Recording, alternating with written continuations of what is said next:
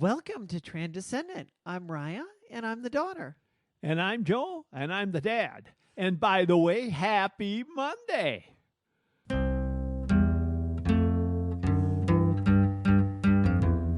It's Pride Month, and we thought we would have some more discussion about our own experiences. A lot of people ask frequently about what is it like living not only as a trans person in a small town, but specifically as a trans person in the very town that I was both born in and graduated from. I went to high school there and I was born. I live in an apartment building that is 1 block away from where the village hospital was that I was born in, Yeah, that's right. but is no longer there. That's been gone now because the town is too small and can't keep a hospital there. And a block down the way, the other way, is the house that I grew up in when I was in grade school, when I would walk to school every day 3 blocks, and I got stuck in the concrete when they were pouring concrete one time when I was walking to first grade. I have memories in every part of the town about things that have happened, and it's a very small town. And I moved there before you were born. So for me, this has been my community, and I am a very active part of that community. Our family is a very active part of that community. So from my perspective, what is it like having a child that everyone knows is our child, and now suddenly at the age of 40 years old is transgender? What's it like for me? What's it like for my wife? What's it like for my other daughter? I want to paint the picture for you of how small we're talking here. When I was growing up, I remember I used to read the Encyclopedia Brown books, and they talked about what a small town Encyclopedia Brown lived in. And they would say it was a town of 5,000 people. Our small town is 1,300 people. So it's dramatically smaller than when most of the time we're talking about small towns. You're still, by and large, going through, and you'll see people here and there that you know, but you're largely interacting with people that you don't know.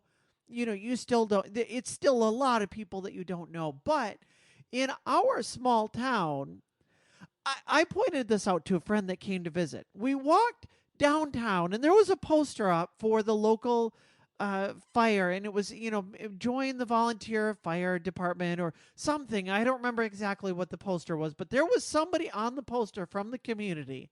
And I said, let me just illustrate to you how small the town is. Do you see this woman on the poster? Okay, well, I can give you a dozen different connections that I have, not just insignificant connections, but for instance, when I was growing up, her house was at the place that this house was torn down, and the place that I live now was built on that very spot. And she had a daughter that graduated with my sister, and she used to work for you, and I went one by one by one. Yeah. And we had all kinds of connections. And it's that way with just about everyone in town. Now, there are new people that move into town. And when that happens, they probably don't know us and we don't know them. But it doesn't take long for somebody to say, oh, they live right next door to the people where you got your cat. Which incidentally did happen to us. So there are things like that. And then what made me react to that comment is the fact that everyone in town knows where we got our cat. And that's true.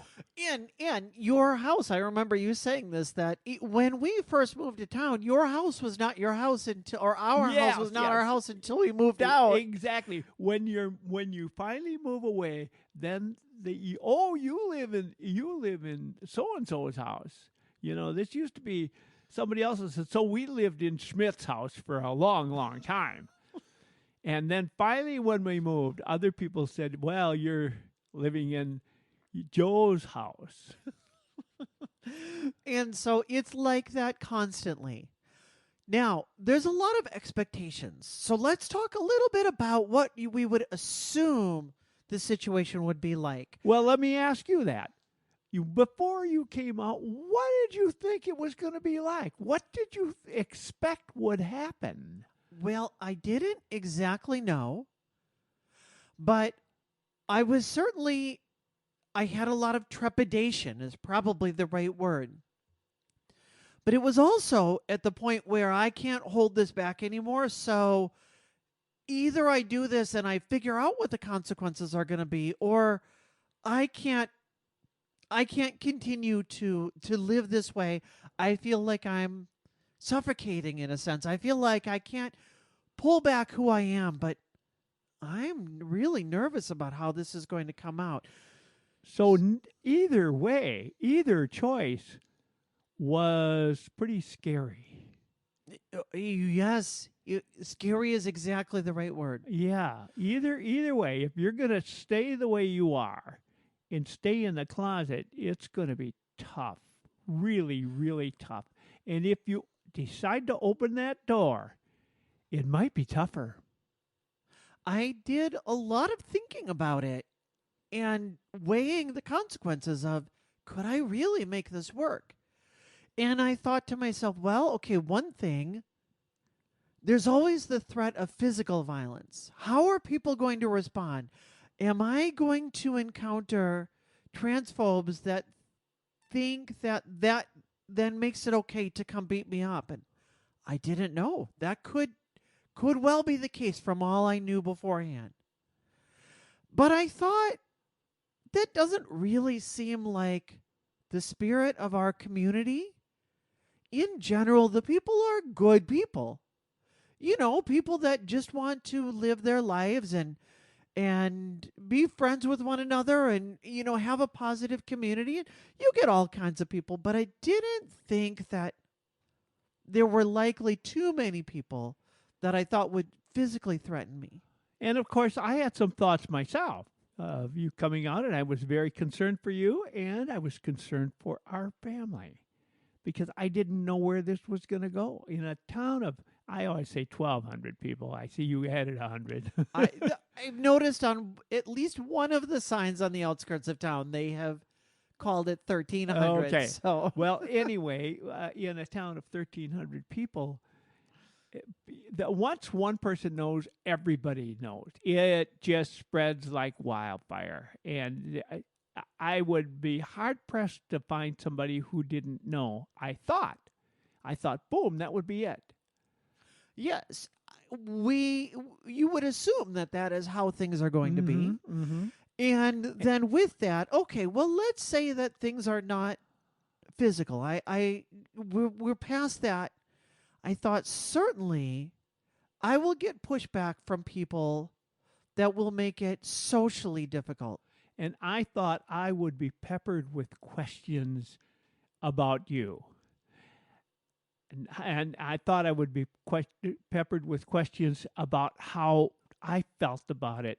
What was I thinking? And what about my beliefs in the things that they knew about me before? Where was I at? And I thought it was going to be difficult for me. And Mom thought it was going to be difficult for her. We didn't actually voice that opinion, but we knew it. We knew, this is what's going to happen. You know it deep down that there will be waves. Yeah. And they won't be just a small little ripple. It will be, the thought waves. was it's going to be tidal waves. Yeah. Tsunami. Right. Everyone in our town will do the wave, and it will be a wave of gossip. Yeah. And it will be all about our family. And did you hear? I thought it would be the kind of thing when if we went to a basketball game and we walked in there, suddenly there'd be quiet and everybody whispering. That's what I expected. I thought to myself, okay, I know I can't hold this back any longer,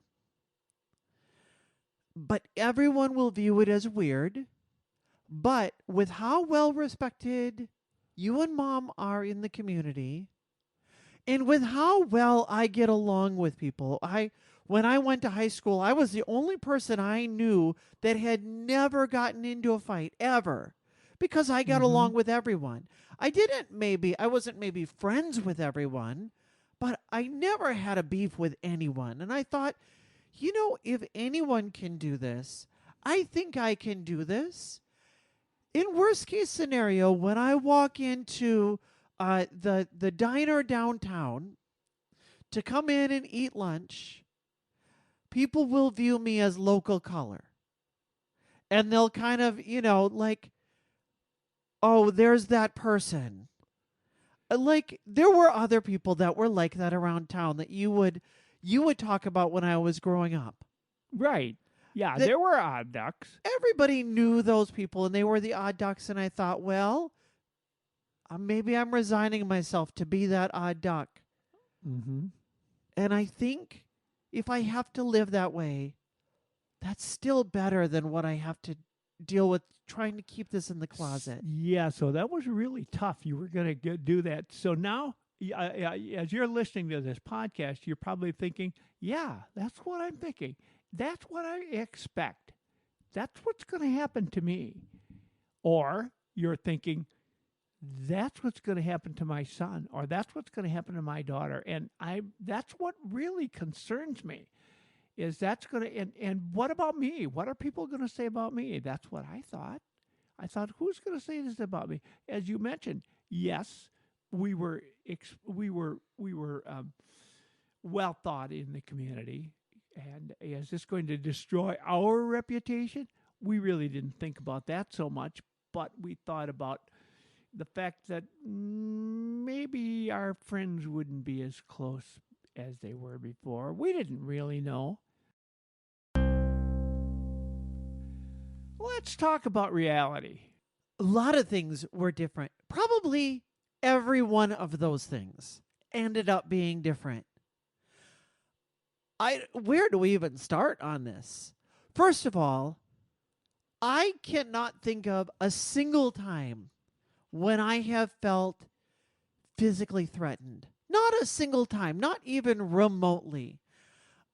Oh, I remember one time during election season when somebody was driving through town, um, boldly waving flags for the conservative political party. But even then, I didn't feel physically threatened at that point. And I think that they just wanted people to notice. They kind of drove by, they saw people walking and drove by, kind of with the engines going real loud. Drove by and kind of looked at us to get a reaction. And it was me walking with one of the kids, and that was it. Then they drove by, and if that's the most that I've ever gotten, there was nothing. They didn't say anything. They didn't do anything. There was nothing that made me think that they were wanting to be physically threatening. I think they just wanted someone to look and see the flags. Well, for me, it was a long time before I was able to tell anybody in the community. And when I did, I just told some of my closest friends. And I figured, well, it's now that I've told them, it's going to spread like wildfire, because everything does in a town of 1,300 people. But it didn't. It was surprisingly non-reactionary, I guess is what I would say. No one asked me questions about a lot of these things. I had some of my friends that would ask me questions that really were not the kind of questions I would have expected. They were more questions like, well, how's Rya doing? That was about it. Now, we live in a rural Midwest town, and that has some bearing. I spoke last week with a coworker. I work for a national company and major corporation, and so everybody works online. And so I had a connection with another transgender employee there that works in the South, and he's a transgender man. He married a transgender woman, and they have a natural family together. He carried the baby, and that was two children, I think, maybe. But they live in the South. They were in Kentucky, and then they moved down to Georgia. And he expressed a lot more concerns than I would say that I have. And I think that that might be partially the difference between areas in the country, although I can't really speak to that. But I suspect that even some of these things would carry over, even in a context like that, but certainly in the Midwest. I would say that many people who come from other parts of the country and they come to small towns like we have, they will say that we are very open and friendly, and that we're very mild mannered. That would be generally how you'd describe the population generally.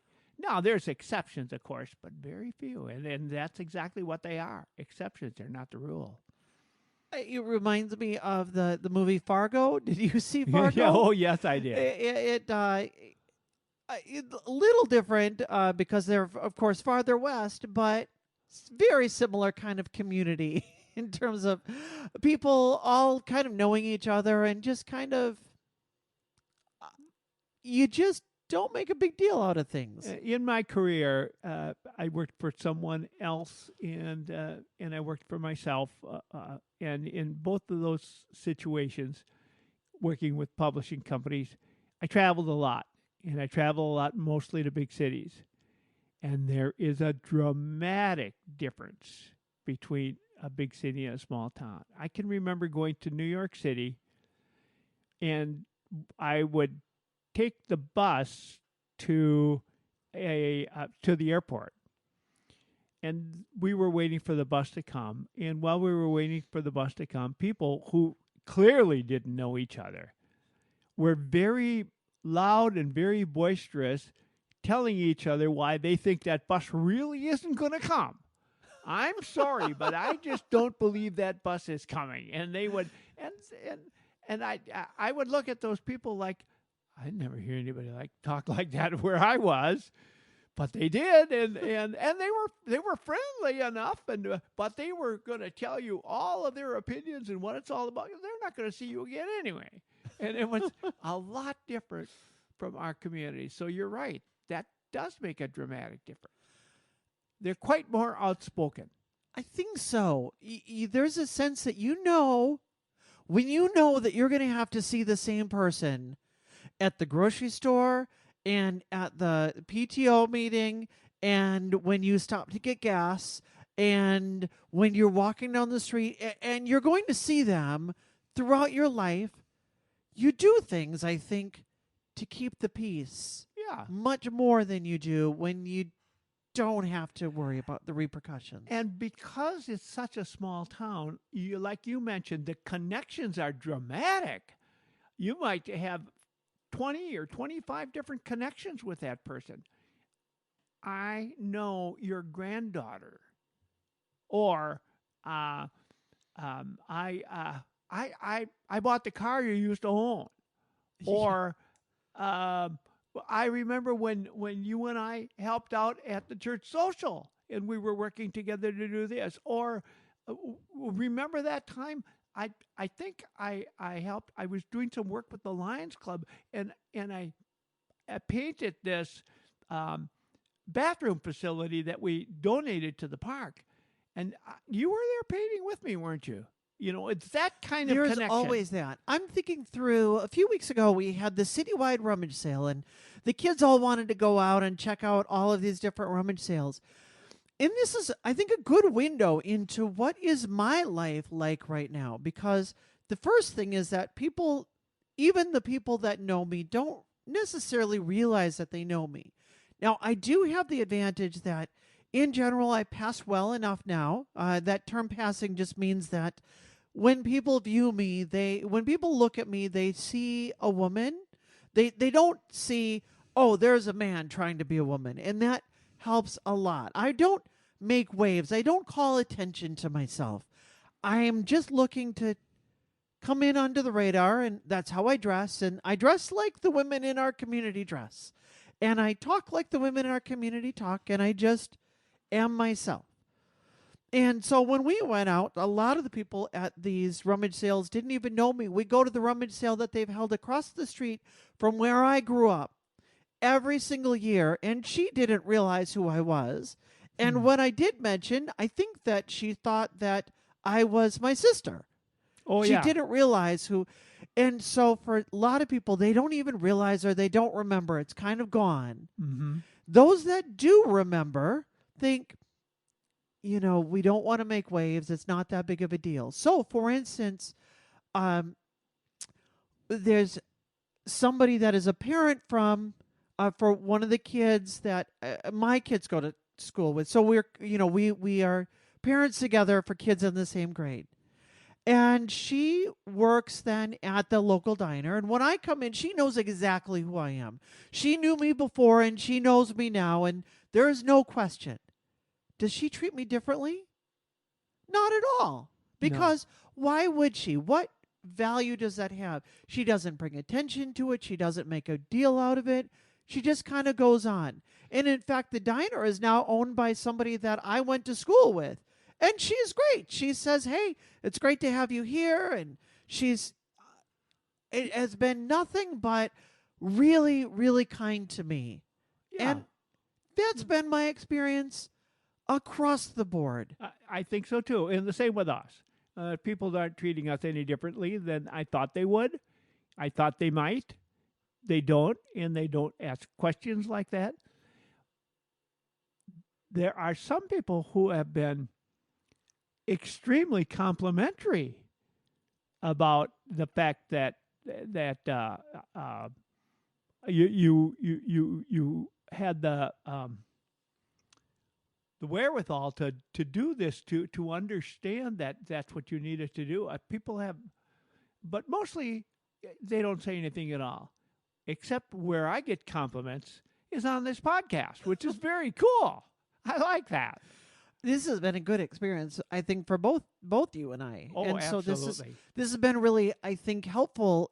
And even part of this is I know a lot of the people, though certainly not even the majority, but a lot of people are from the community, and I this is my only chance since people aren't coming up and asking about it. This is kind of our chance to say, hey, what is it really like?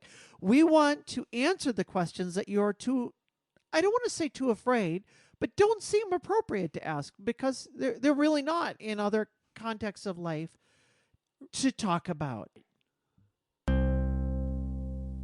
We're talking about the things that you expected that didn't happen. What didn't you expect that did happen? Well, I was not expecting that there would be a lot of people that had no idea who I was.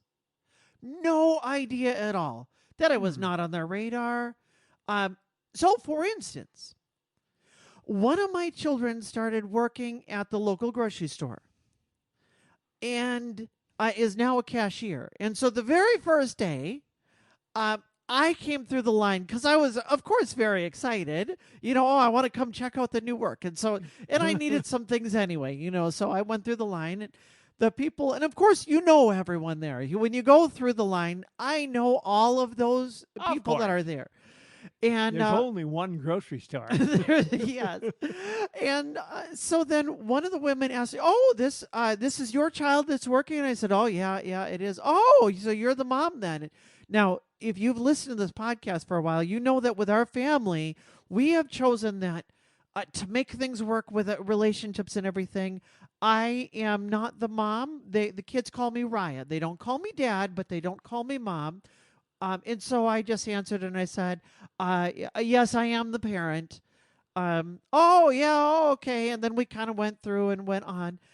And then a few hours later, my ex wife came through the line and said the same thing. "Oh, yeah, oh, I'm the mom." And she turned and looked and said, "Oh, I thought your mom came through earlier." and and the answer was just, "It's complicated." Yes. And that was it. "Oh, okay." And that was it. And then didn't require anything more. We were done. It just kind of went on with that.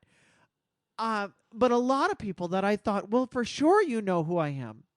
I go for a walk every day Sometimes a couple times a day. I'll go out during lunch and take a walk, about a half-hour walk, and then after work is done, then I'll take another half-hour walk. So I will oftentimes meet people that I know when I'm out on my walk. One of the teachers that I went to school with, taught me driver's ed.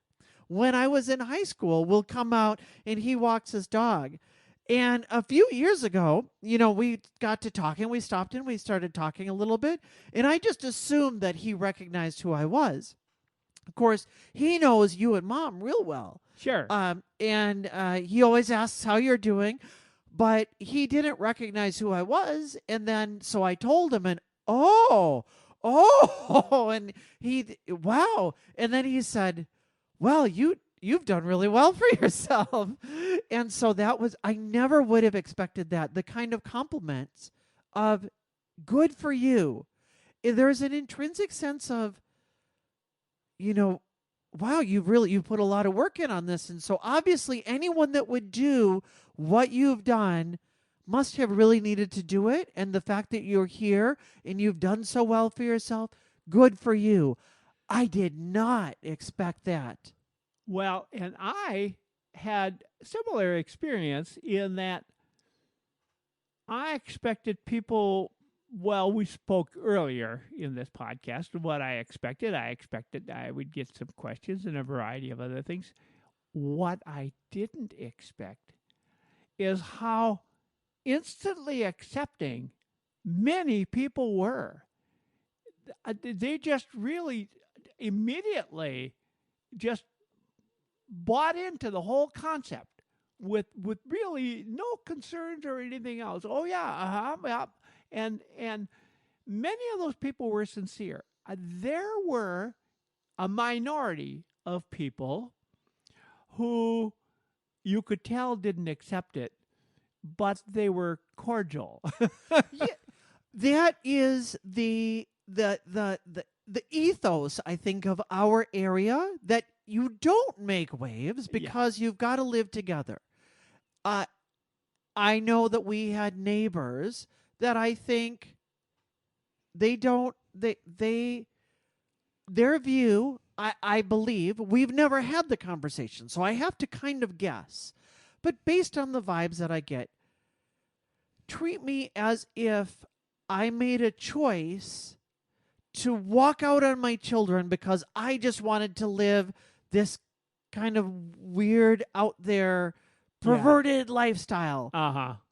And I wish that I could have the conversation and say that is misleading on every single one of those counts. I didn't do this because it was some sort of perversion. I certainly did not want to walk out on my children, and I didn't choose this. But we can't really have that conversation. But I've never had them come up to me and say, I can't believe what you've done. Let's sit down and have a conversation. Let's go out to coffee because I want to try to convince you that what you did was wrong. The most objections that I picked up on, not that I heard, but the objections I picked up on were a couple that we're very close with. That when we get together, and if you're there, to them you're almost not part of the conversation. They'll visit with us and they'll speak with, and maybe if you were to talk to them, they might answer in a short sentence or so. They really don't feel that they want to include you, but it's so subtle that I can tell, no, they're not really accepting of this. Now, I'll put another little spin on this because I've had actually several conversations with my ex-wife about this because, well, we may not have our marriage together any longer. We still have a very, very good relationship with one another for the sake of raising the kids. And we oftentimes will have conversations about just how are things going. We're still friends. I think we treat one another like sisters-in-law, that we're family. We maybe are not the best of we're not buddy-buddy together, but when it counts, we're there for each other. And so we've had some of these conversations, and I've said, hey, so and so is one of the neighbors, and I've just really felt like they're kind of, off put, and don't really want to talk to me much or be around when I'm around. And I'm just curious if you have any insight. And what she said is, I I think that they probably just feel awkward around you. They're not Yeah. quite sure how to act. And Hmm. I would suspect with this other couple as well that it's not so much that they don't want to include me as it is that they're not quite sure how to interact with me given our history. I think that's exactly right. I think you nailed it right there. They're not quite sure how to interact. And that has been, I think, the hardest thing is for the people that I was closest with. A Hmm. close friend from high school, he's never really going to be able to fully accept me as a woman because we have too much history of him interacting with me as a man. That will never really go away for him. Uh, Although I have other friends that have completely accepted, and it's just shifted over. They just made the change in their mind, and we're that. Although even still, there are lines that I will not cross because I wouldn't have done. I won't maybe give them a hug when I see them because I wouldn't have done that when I was a guy, Right. and I'm not going to do that now. Even though if I just met them now, it's generally appropriate. Women generally will hug when they meet somebody. I'm not going to maybe do that with one of my guy friends from high school. It just is a little strange. I'll tell you now, however, that just because we're telling you our experience doesn't mean yours is going to be the same. I will admit that. I know in different parts of the country, things could be a lot different. But what I will tell you, no matter what your thinking is of how it's going to be, or no matter what your expectations are of how it's going to be, you're going to be surprised. And it's probably going to be a lot easier than you thought from that perspective. Yes. But I do want to talk about the side that is harder. Yes. I don't want to make it seem like this is all good and easy. It is in with all of the ways that I thought would be hard. It ended up not being. But what I didn't realize or anticipate is that it has been harder for me to have deeper friendships. Now, part of that is that my personality is a little more introverted around people that if I'm in a position where I'm expected to be extroverted, I have no problem with that. I work a sales job on the phones, no problem talking to people all day when I know exactly what the expectations are. But making new friends has been harder because I have a harder time finding people that are like me in ways that are where you can have that deep connection. Would that also be true of the LGBTQ community? I think by and large that is probably true.